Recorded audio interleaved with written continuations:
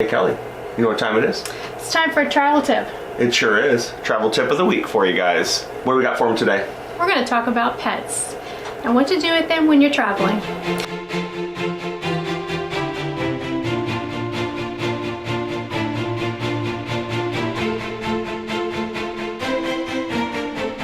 Yeah, that can always hold a lot of people back from wanting to go travel, is if they have pets. They're afraid of what should I do with my pets, who's going to take care of my pets, how much is it going to cost me to take care of my pets while I am traveling or on a cruise, leaving the house for an extended period of time. So we're going to give you guys some tips and some options for you on how to take care of your pets while you are out vacationing.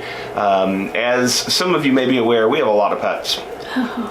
We have a dog. We have, I guess, technically 4 cats with the newest one that adopted us. Yeah. We have a snake. We have a chinchilla. We have a bird. So lots of pets that we have to consider whenever we're traveling, but we don't let that hold us back. One thing that we thought about too is what is that comfort level to leave your pets by themselves? And this is small animals and cats. This would not include dogs.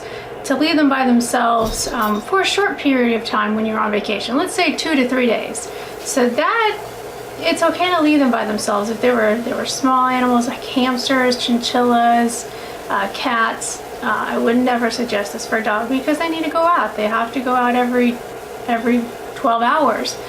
This is something that when we go on little vacations, it's okay, and we do have an older daughter too, so that comes in and takes care of our dog. Yeah, that's where family and friends come in. So if you are going to be on, let's say, a week-long vacation away from your home for a week, and all you have is cats or small animals that don't need necessarily every single day need attention, as long as they have food and water and a place to use the restroom, then you're probably okay just having some friends or family check in on them, and that could actually be free for you. Even though our tip is that we recommend that you bring back a souvenir for that person who is watching your pet or stopping in to check on the pet. It's just kind of a nice thank you, so they want to do it again next time for you. Yeah. Yep. So we're going to talk about some of the options that you have. First off, whenever you do have pets, what can they do? Who could take care of their pets for them? Yeah. One of them is in-home sitting. We like this option because it's easy, the ease of mind that they're coming into your home, they're going to take care of your animals, and in our case, they can take care of all of our animals. So we have tried this, we love it. The only thing is it does, sometimes it does get a little pricier, but it is the ease of mind. You can come back from your vacation, and they've already taken care of everything for you. There's also security. They turn off the lights, turn on the lights, check your mail, take your trash out. So I do like the in-home sitting.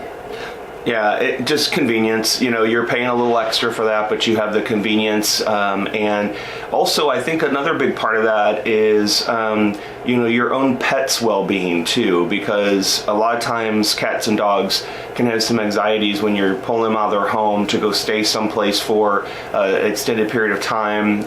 Most pets don't even travel very well, so they don't like to ride in cars. And if that's the case, then in-home pet sitting is a route to go, and the few extra bucks a day that you spend on that versus like an actual boarding facility is well worth it. We have a cat who gets stressed out very easy and gets urinary tract infections every time he gets stressed out. So we don't want to take him out to a boarding place. We want to keep him at home so he's comfortable, and then that saves us money on the back end with vet visits. So that's something else to consider as well. So that's probably our preference is the in-home pet sitter. If you can find one that is affordable, that doesn't break your budget, then that's a route that we recommend.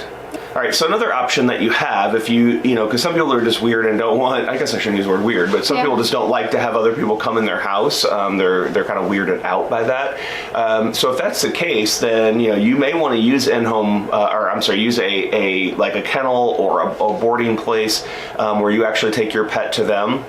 If you have a pet that doesn't have high anxieties and can handle the travel, can handle going to a boarding facility, then that's an okay recommendation, and you may save a little bit of money there too. So there's a couple different facilities that you can take your pet to, so that would do boarding.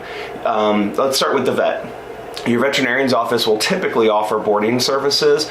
The good thing about that is if you have a pet who has high medical needs, or there's a strong probability that they're going to have some medical issues while you're gone, maybe a really old pet or something like that, or one that's already sick, then a vet's office may be a really great option, because then they've got medical care at their paw tips if anything was to happen.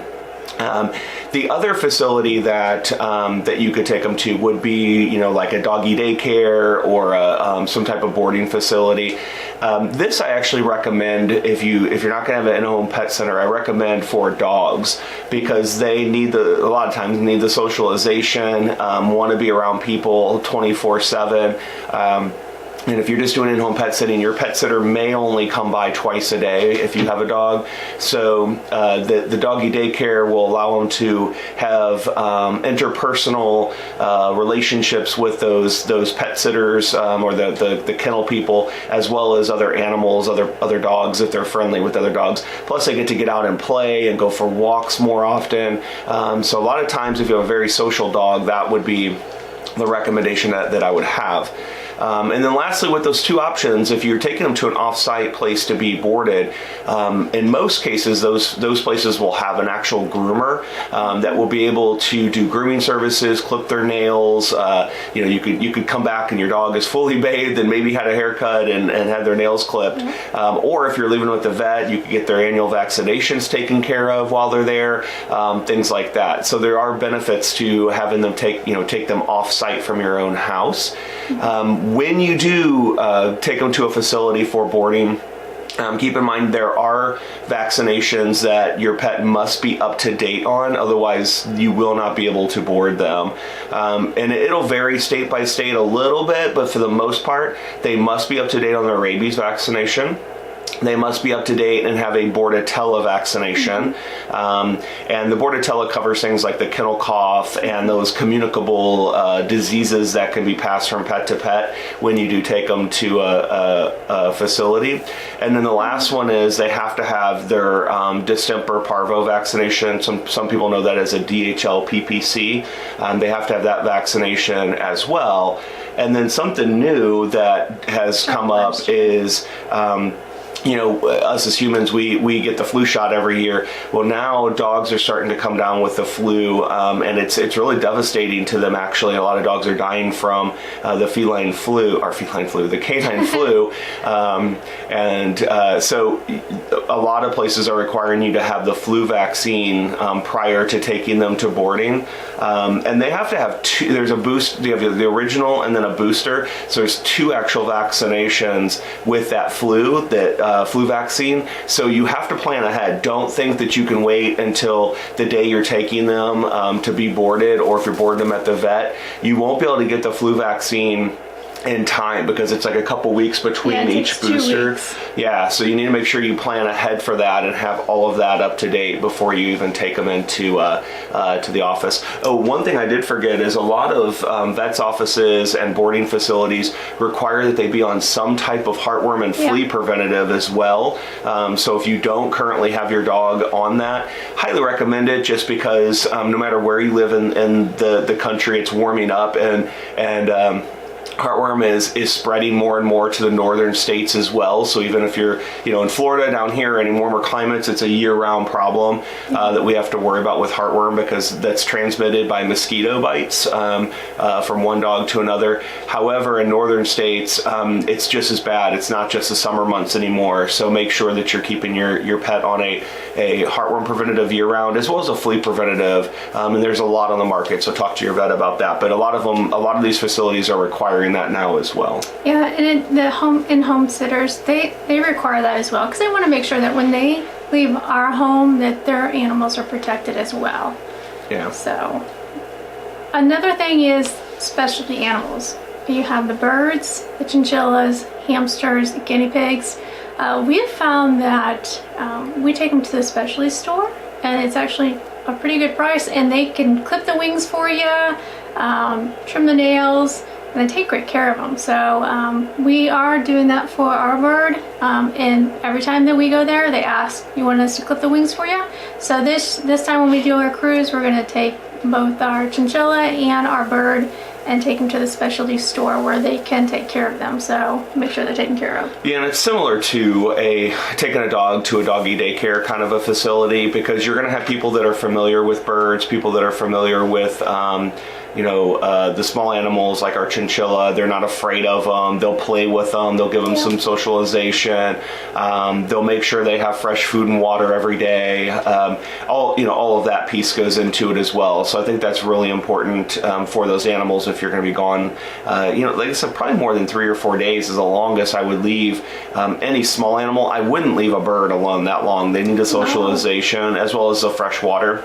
They like to use their water dish to either put food in there to soften it, or use it as a restroom, or take baths in it. So it gets dirty fast. Bird owners, and so anything beyond a couple days, I would definitely have a sitter for the bird as well. Well, and if you're not doing the in-home sitting, do the specialty bird. The specialty pet stores will do that. Some boarding facilities will take in small animals and birds. Just make sure you're comfortable that they have somebody there that will actually give them socialization. Make sure they specialize in that. A lot of vets' offices do not specialize in small animal or birds or reptiles, so just be cautious of that whenever you're trying to select who your pet sitting facility will be. Yeah. All right, so I think that covers pretty much everything, and hopefully those tips and comments there will help you guys in making your decision. We didn't really discuss price too much to each of these because it's going to be a wide range of prices depending upon where you live, what's available around you. So a couple resources for you guys to check out. You can go to Pet Sitters International. Mm-hmm. They have a directory of pet sitters near you.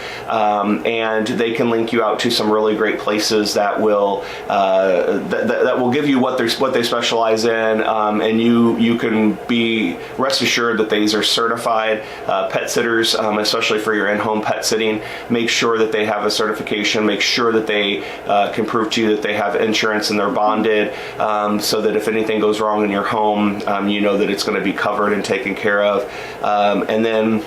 Definitely check with your vet if they have any recommendations too, because they might know individuals that offer great in-home pet sitting.